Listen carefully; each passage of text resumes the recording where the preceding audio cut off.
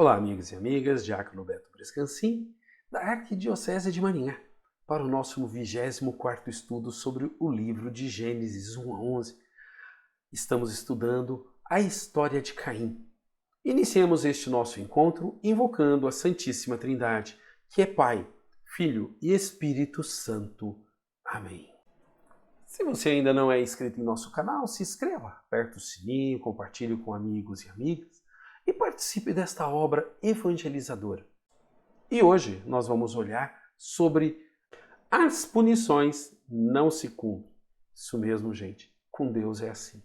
Deus é única e exclusivamente amor.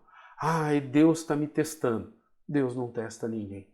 Na carta de Tiago nós temos isso claramente. Deus é amor e testar alguém não é um ato de amor. Então Deus não nos testa. Ai, Deus está punindo. Deus não. Olhemos bem e a gente vai começar a perceber isso aqui e a gente vai perceber isso muito no Novo Testamento. Essas punições não se cumpriram. Primeiro, porque Caim recebeu de Deus sinal de proteção. Muitos leem essa história como de maldições e punições. Talvez porque dentro do coração deles, eles precisem isso. Tem muita gente que, em vez de falar do amor de Deus, fala daquilo que não é de Deus, só do diabo e etc. A gente sempre fala daquilo que está cheio o coração. E realmente, nesses textos, nós temos as falas de punição. Mas não temos as punições se concretizando. Você só lê uma parte onde fala que será punido, mas você esquece de olhar o restante. Na vida real, elas não são concretizadas, como em Adão e Eva. Mas parece que a gente gosta disso, né? Temos que ver que Caim passou por uma crise de consciência e percebeu a besteira que fez. Vamos olhar um bonito texto de Gênesis 4, 13 e 14. Caim disse a Javé: minha culpa é grave e me atormenta. Se hoje me expulsas do solo fértil, terei de esconder-me de ti, andando errante e perdido pelo mundo. O primeiro que me encontrar me matará. Caim percebeu o golpe, a pancada, e acusou-se diante de Deus. Minha culpa é grande e me atormenta. Eu fiz algo errado. Ele se arrepende. Vamos reparar no final do versículo 14 o medo de Caim. Olha só, em vermelho, pessoal. Se hoje me expulsas do solo fértil, terei de esconder-me diante de ti, andando errante e perdido pelo mundo. O primeiro que me encontrar, me matará. Se a gente for olhar no texto, quem que podia matar Caim? Se existiam 4 pessoas, Adão e Eva, Caim e Abel. Abel foi morto. Somente o pai e a mãe? Somente Adão e Eva poderiam matá-lo? Sim. Gente, o texto não está preocupado com isso. Isso entra muito na questão da lei de Talião. Olho por olho, dente por dente. Se você matou alguém, a sociedade, alguém da família tem a obrigação de fazer isso. Se você matou seu irmão, alguém tem que matar você. Mas isso não acontece porque Deus não é o Deus da morte. Deus é, acima de tudo, o Deus da vida. Então, como o texto ele tem objetivos teológicos, ele não quer falar quantas pessoas existiam e etc. Tem gente que quer achar isso no texto, mas não acha. Os autores não se preocupam e somente incluíram outras pessoas.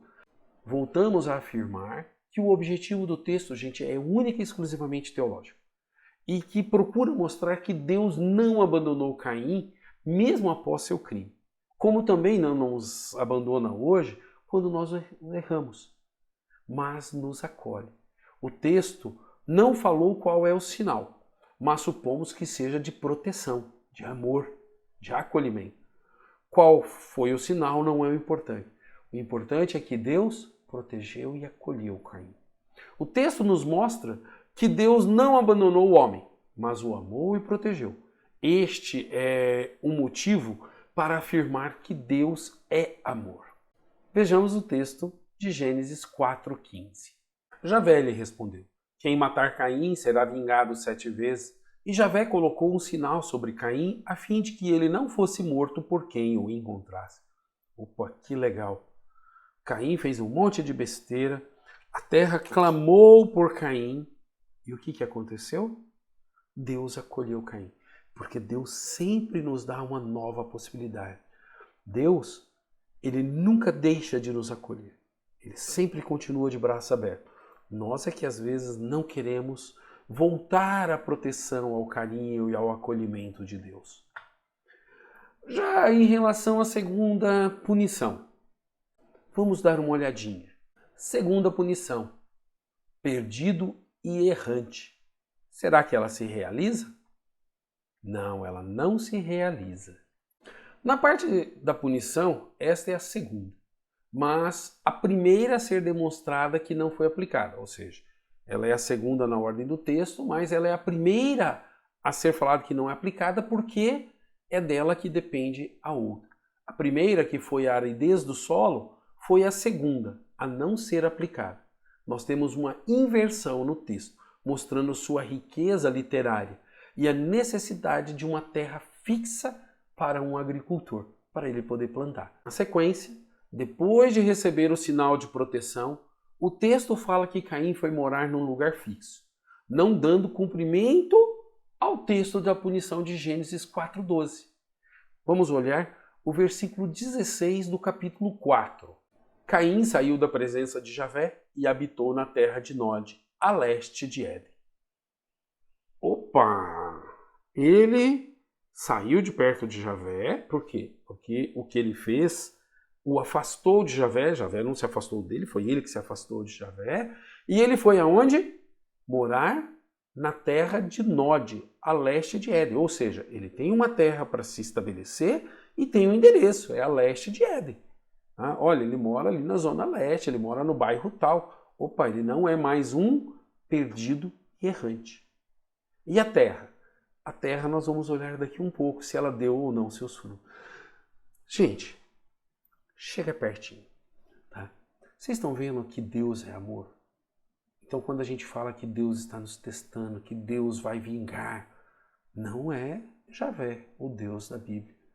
Deus de Jesus Cristo, Deus que os profetas e os apóstolos pregaram. Pode ser até algo diferente, mas esse não. Esse é único e exclusivamente amor, perdão, acolhimento. Continuemos. Agora, nós vamos olhar a segunda punição, que é você andará errante e perdido pelo mundo. Gênesis 4:12b. Esta também não se cumpriu. Por quê? Porque, como nós vamos ver, tá, a primeira punição, que é viver num solo árido, também não vai. Então, a gente percebe o quê? A segunda punição, andar perdido e errante, não se realiza porque ele foi morar no leste do Éden. E a primeira punição, que é viver em solo árido, também não vai se realizar. Porque, gente, primeira punição, viver em solo árido. Por que ela não se realiza? Lembra que eu falei que elas estavam invertidas? Que nós vamos ver a primeira punição de Caim que recebeu, mas que ela precisa que a segunda não se cumpra, pois quem anda errante não pode plantar. Então qual que é a primeira coisa que acontece? Caim, ele está estabelecido para poder plantar.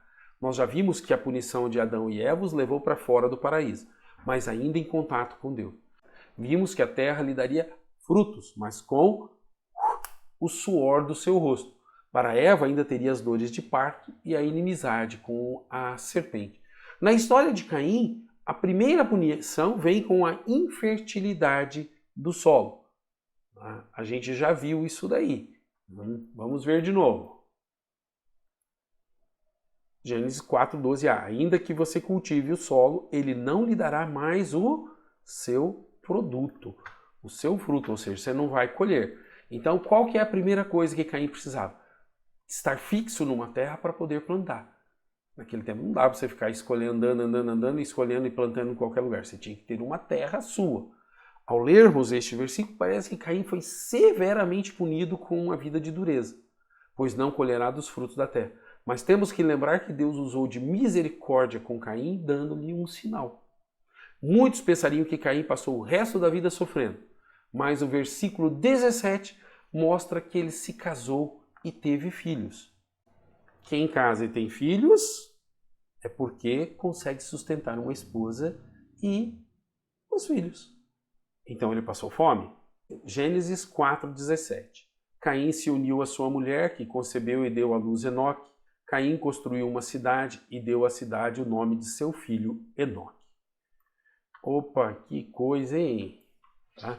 Como podemos ver, Caim não passou fome, pois teve uma terra para plantar, aonde? A leste do Éden. Lá na terra de Nod, a leste do Éden. E ele colheu o fruto suficiente do seu trabalho para sustentar sua esposa e seu filho. A terra foi produtiva. Caim se casou, o texto não fala com quem, não está preocupado, simplesmente apareceu alguém. Nós, quando entendemos mal o texto, ficamos preocupados com isso. Teve um filho, os alimentou. E ainda fez o quê? Construiu uma cidade. Agora tinha 5 pessoas. Precisa de uma cidade? Não. Mas o texto não está preocupado com isso. E aonde que era a esposa de Caim, tem gente que faz elucubrações assim, não, gente. Permaneçamos na parte teológica do texto, que é o amor com que Deus acolheu Caim depois do seu grave pecado. Das 2 punições que Caim recebeu, solo não produtivo, árido e andar errante e perdido, nenhuma se cumpriu. Primeiro, Caim recebeu um sinal de que não seria morto, na chamada lei de Talião. Foi morar na terra de Nod, a leste de Éden. Não passou fome, constituiu uma família e viveu, fez até uma cidade. Portanto, vemos que Deus não castigou Caim como anunciado, mas deu-lhe todo o amor, todo o carinho, todo o acolhimento. Com o pecador fazemos isso. Mas o pecado dele... Olha, gente, nós temos vontade de não perdoar. Deus, ele quer o pecador de volta. Caim deu demonstrações disso. Temos que mudar nossa forma de ler a Bíblia para entendermos o texto e a mensagem correta do texto. Nós vamos agora para o nosso próximo vídeo. Paz e bem a todos e a todas.